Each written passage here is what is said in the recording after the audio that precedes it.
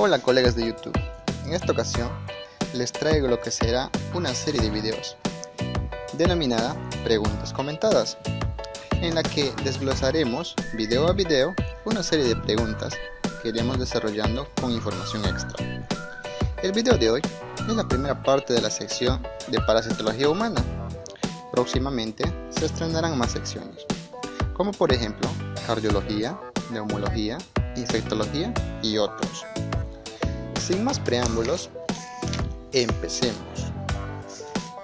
Uno de los siguientes protozoos, desde la primera pregunta, posee cilios para su locomoción.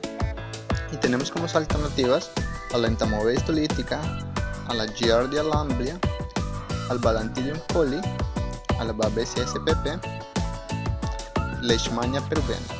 Entonces, para responder esta pregunta, tenemos que acordarnos de algo, que los parásitos pueden ser protozoos, pueden ser metazoos.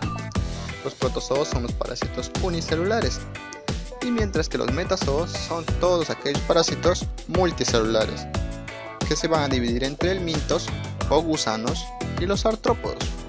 Pero para irnos a lo más importante de la pregunta, tenemos que recordar que los protozoos se clasifican generalmente atendiendo a sus medios de locomoción en 4 grupos. Como primer grupo, las amebas, también llamados ameboideos, sarcodinos, rizópodos, todos ellos indistintamente. Las amebas, o también en otros lugares y distintos libros se llaman amibas, se movilizan mediante pseudópodos, que son extensiones en uno o varios puntos del ectoplasma, hacia los cuales se desliza ulteriormente toda la célula. Las amebas parásitas del hombre se localizan en el tubo digestivo, además de algunas amebas de vida libre que pueden afectar el sistema nervioso y el ojo. Entre las amebas comensales del tubo digestivo se van a encontrar en la boca la Entamoeba gingivalis, en el intestino grueso la Entamoeba coli, la Entamoeba hartmanni, la Endolimax nana y la Iodomoeba bushlii, y ocasionalmente la Entamoeba polecki, que es propia de los cerdos. Pero la ameba patógena más importante es la Entamoeba histolítica. Las demás se pueden olvidar, pero esta no. Sería un pecado mortal no acordarse de la Entamoeba histolítica. Es tan importante que cuando decimos amebiasis nos referimos exclusivamente a la Entamoeba histolítica. En el caso de las amebas de vida libre, que se llaman anfizoicas, los géneros van a estar entre la Naegleria, con Naegleria fowleri la más conocida, están también el género Acanthamoeba y la Balamutia, y son capaces de producir enfermedades en el hombre tales como la meningitis amebiana primaria y la encefalitis amebiana granulomatosa. Vayamos al siguiente grupo, los flagelados. El grupo de los flagelados, también llamados mastigóforos, se caracterizan por la presencia de flagelos alargados que se originan en el kinetoplasma. Este grupo se va a dividir en 2 grupos, los flagelados con kinetoplasto y los flagelados sin kinetoplasto. Dentro de los primeros, todos ellos tienen ciclos evolutivos que se van a alternar entre vertebrados y hospederos invertebrados, generalmente con insectos hematófagos. Y tenemos a los representantes el Trypanosoma, con el más representativo el Trypanosoma cruzi y la Leishmania. Y es dentro del subgrupo de los flagelados sin kinetoplasto tenemos que son protozoos cuyo hábitat va a estar en el aparato digestivo y en el aparato urogenital del hombre. Y como representantes vamos a tener al Trichomonas, vaginales sobre todo, y a la Giardia, con Giardia lamblia. El siguiente subgrupo, lo que es motivo de la pregunta, son los que usan cilio, y por eso son llamados los ciliados. Y el único ciliado patógeno para el hombre va a ser el Balantidium coli, que habitualmente se encuentra en el intestino del cerdo y se transmite por fecalismo. Como dato extra, el Balantidium coli es el protozoo más grande de todos, es decir, se vamos a los amboideos, flagelados, ciliados y apicomplex, el más grande de todos va a ser el Balantidium colli. Y como último subgrupo, o el último grupo, en este caso es el apicomplex o esporozoarios, porque forma esporozoitos. Entonces, estos no van a tener la movilidad como los grupos anteriores, y más bien se va a movilizar mediante ondulaciones o deslizamiento del cuerpo celular. Los protozoos apicomplex que tienen importancia en patología humana son los coccidios, las babesias y los microsporidios. Los coccidios son parásitos intracelulares durante la mayor parte de su vida y se caracterizan por presentar ciclos evolutivos que siguen un patrón emergente,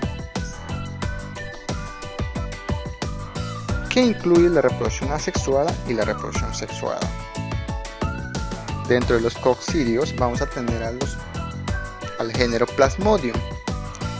Todos los Plasmodium que ocasionan malaria van a estar dentro de esta parte. Plasmodium falciparum, Vivax, Malariae, Oval, todos los que conozcan.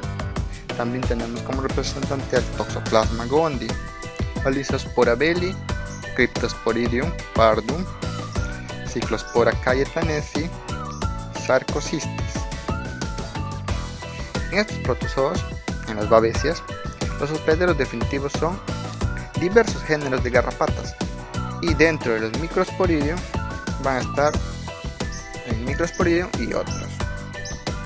Entonces, como respuesta a la pregunta, ¿cuál de todos ellos utiliza cilios para su locomoción? El Balantidium colli. Entonces, vamos a dar pequeños datos con respecto al Balantidium colli. La forma patógena es, como ven acá, el trofozoito, y su forma infectante es el quiste, y tiene la forma de guante de box, ven acá, y tiene una presencia el macronúcleo tiene forma arriñonada, también tiene una presencia de un micronúcleo. Ahora vayamos a la siguiente pregunta número 2. La pregunta número 2 dice: uno de los siguientes es un Platyrmynth trematode, y como alternativa tenemos al Echinococcus granulosus, a la Taenia sanguinata, al Hymenoplepis nana, el Paragonimus peruvianus y la Taenia solium.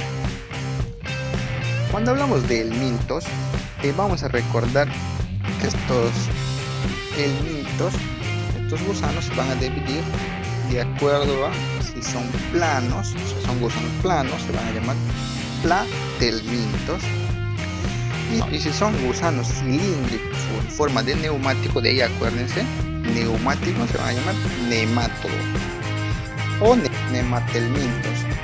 Y vamos a tener un tercer grupo que son los acanthocéfalos. Para hablar de los platelmintos, vamos a tener que se van a caracterizar por su aspecto aplanado o acintado, con excepción de algunas plenarias. Todos van a ser parásitos y se clasifican según en si están segmentados o no. Si el grupo de platelmintos, que son gusanos planos, no tiene segmentos, se van a llamar tremátodes, y si tienen segmentos se van a llamar céstodos o céstodes, y en ese caso cada segmento va a obtener el nombre de proglótide. Entonces, dentro de los tremátodes todos van a ser parásitos y la metacercaria va a ser la forma infectante. Los más importantes van a ser la fasciola hepática, el Paragonimus peruvianus, el schistosoma y el Clonorchis. Algo muy interesante con respecto a las enfermedades que producen los tremátodos es que, en el caso de la fasciola, imita un cuadro hepático y de vías biliares, con dolor agudo en hipocondrio derecho, irradiado la zona interescapular. a veces con MURSI positivo, con escleras histéricas, etc. Y en el caso del Paragonimus, va a imitar a la tuberculosis. Va a venir un paciente tosedor, con hemotisis, radiografía con cavernas, y se le parece muchísimo a la tuberculosis. Y entonces, ¿cómo los diferenciamos? Por la eosinofilia. En estos casos, por ser parásitos, se producen altas cifras de eosinófilos. Entonces, yo no puedo pensar en una persona que parece tuberculosis, que va a ser un paciente tosedor crónico con hemotisis, le tomo su placa y tiene cavernas apicales y tiene 40 de eosinófilos. Eso ya no va con tuberculosis. Los eosinófilos a lo mucho llegan a 5%. Entonces, paciente con cuadro parecido a tuberculosis más hipereosinofilia debe ser Paragonimus. Y lo mismo para patología hepática y de vías biliares, con hipereosinofilia más cuadro hepático debe ser Fasciola. Otros datos más son que si es una persona que come berros, debe ser Fasciola. Hay una relación directa entre el consumo de berros y la parasitosis con Fasciola. Así como cuando nos dicen que es criador de cerdo, debes buscar Balantidio. Berros, Fasciola, no se olviden. En el caso de Paragonimus, es la ingesta de cangrejos de río, generalmente poco cocidos. Los céstodos, como ven acá, son los gusanos planos, segmentados, son todos exclusivamente parásitos y también son llamados tenias. Dentro de los más importantes vamos a tener a las tenias, Solium, Saginata, al Echinococcus granulosus, que es el responsable del quiste hidratídico, al Diphyllobotrium, que es la tenia de muchas especies de pescado, y la Hymenolepis nana, que es la tenia más prevalente del mundo y es la única tenia que se transmite de humano a humano de forma directa. Entonces, como respuesta a esta pregunta vamos a tener que ¿cuál de los siguientes es tratamiento trematólogo? Ya lo mencionamos, Paragonimus peruvianus. Como tercera pregunta vamos a tener en cuál parasitosis se observa con mayor frecuencia eosinofilia de más de 40%. Como alternativa tenemos la giardiosis, fasciolosis, cisticercosis, hidatidosis y oxiurosis. Como ya lo mencionamos en la pregunta anterior, la fasciola por naturaleza y en general los trematodes te dan cifras altas de eosinófilos. Y entonces, ¿qué acordarnos de fasciola? Los berros, ¿cierto? Lo que sucede es que hay un huésped intermediario, que es un caracol, del género Limnea. Este caracol transita en lugares acuáticos y semiacuáticos, sobre los vegetales, y los berros crecen en lugares pantanosos en los cuales no transita este caracol. Fácilmente dejan su forma infectante, que son las metacercales ahí en los berros.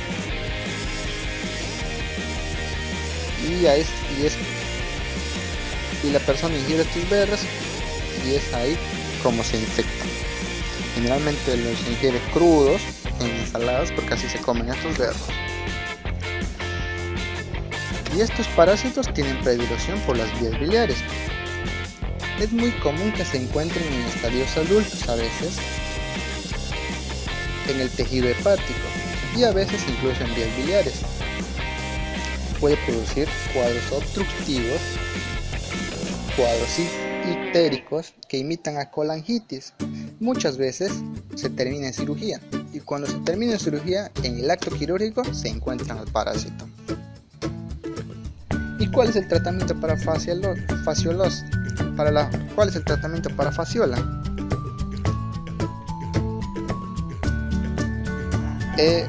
El triclavendazol es una sola dosis con la que se obtiene la curación del 80% de casos.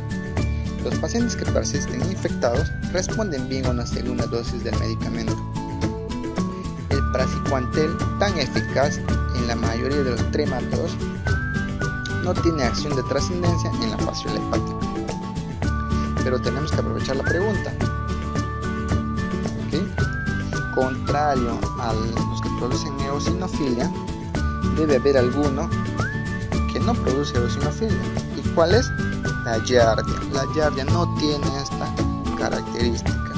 Entonces, si nos preguntaran cuál de estos parásitos cursa sin eosinofilia, la respuesta sería giardiosis, puesto que los demás producen cierto grado de eosinofilia. Ok, vayamos a la cuarta pregunta. La clínica más frecuente de la amebiasis es diarrea disentérica, diarrea no disentérica, absceso hepático, tumoración en ciego o absceso pulmonar. Tenemos que recordar que cuando se habla de amebiasis, ya lo he mencionado antes, la forma estamos refiriéndonos exclusivamente a entamoeba histolítica, no se olviden. Hay que recordar que la forma infectante es el quiste y la forma patológica es el trofozoito. Y el ciclo es el siguiente. Cuando entra el quiste maduro, que es tetranucleado, tienen que recordar esto, que el quiste maduro es tetranucleado, tiene 4 núcleos. Entonces, cuando el quiste tetranucleado es ingerido, atraviesa el estómago, porque son capaces de tolerar los jugos gástricos. Llegan al hilo, donde comienza el desempistamiento, y de cada quiste emergen 8 trofocitos uninucleados. A estos trofocitos les encanta el colon, y es ahí donde se adhieren a la mucosa del intestino y donde pueden vivir como comensales. Cuando hay diarrea o disentería, los trofocitos salen en el contenido fecal.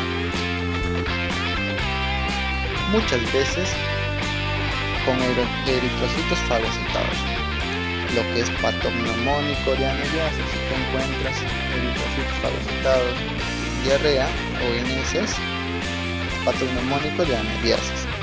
Y cuando no hay diarrea, los trofocitos suelen enquistarse antes de abandonar el intestino. Se rodean de una pared muy resistente a los cambios ambientales, a las concentraciones de cloro en agua potable y a la acidez gástrica.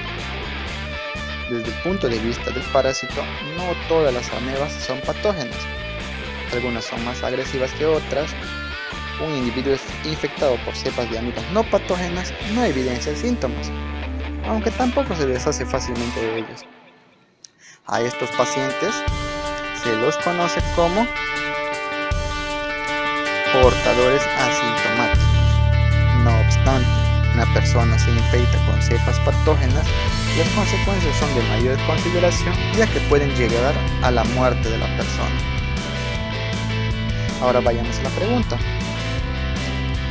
Cuando uno escucha ameba histolítica, siempre se hace la idea de diarrea disentérica, ¿cierto? Cuidado. La diarrea disentérica es la forma más clásica, pero no la más frecuente. Entonces, como ven en este cuadrito, en la figurita, el 90% es asintomática, solo el 10% cursa con enfermedad, y de este 10%, el 9% hace diarrea no disentérica, y mientras que el 1% hace disentería mediana, solo el 1%. Entonces, la respuesta a la pregunta es: ¿cuál es la clínica más frecuente de la amebiasis? La diarrea no disentérica. ¿Ok? Ahora vayamos a la siguiente pregunta. El tratamiento de elección en caso de hallazgos de quistes de ameba en un adulto sin manifestación clínica es metronidazol, paromomicina, metronidazol más paromomicina, nitazoxanida o albendazol? Para responder esta pregunta debemos recordar que toda amoebiasis se trata, tenga o no tenga síntomas. ¿Y por qué se trata si no hay síntomas? Por el factor epidemiológico, porque el paciente asintomático excreta varios millones de quistes diariamente y estas originan nuevas infecciones. ¿Y cuál es el tratamiento de elección? Tanto en adultos como en niños se usa paromomicina, pues es una droga que actúa mejor sobre quistes que sobre trofozoitos. Estos quistes también se llaman formas intraluminares. Acuérdense de este dato. Ahora vayamos a la pregunta 6. Acá en la 5 la respuesta era paromomicina. En la 6 nos pregunta por el tratamiento de lesión en el caso de balantidiasis. Entonces, para recordar el balantidium, ¿qué debemos recordar? Habíamos dicho que tiene un nexo con los criadores de cerdo, o sea, es una zoonosis. Y la forma infectante es el quiste, que ingresa vía oral y ya en el intestino grueso en forma de trofozoito, invade el tejido y produce diarrea disentérica, por eso se le llama disentería balantidiana, para diferenciarla de la disentería amebiana, porque clínicamente es similar. Una buena forma de aproximar el diagnóstico es cuando en la historia clínica o la anamnesis reparas que esta persona tiene contacto con cerdos, probablemente es criador de cerdos, o trabaja en una granja o es veterinario. La forma de infectarse puede ser por la secuencia de mano, ano, boca, es decir, de forma directa como ocurre en los niños o al comer alimentos sin lavarse las manos, lo que se denomina autoinfección externa. O también se puede infectar si el individuo prepara alimentos para otra persona, es probable que se infecte. Y esto le llamamos heteroinfección. ¿Y con qué se trata? A pesar de que hay varios intentos de tratamientos, por ejemplo, hay evidencias de que la nitazoxanida, un antiparasitario de amplio espectro, administrada con un antihelmíntico, puede constituir otro tratamiento eficaz para la balantidiasis. Pero las tetraciclinas son el antiparasitario de elección. Tetraciclinas. Y se dan de 3 a 4 veces al día por 10 días. Bueno colegas, eso ha sido todo por este video. No olvides darle like si el video le gustó, compártelo en tus redes sociales y suscríbete para nuevos videos de medicina. Hasta el próximo video.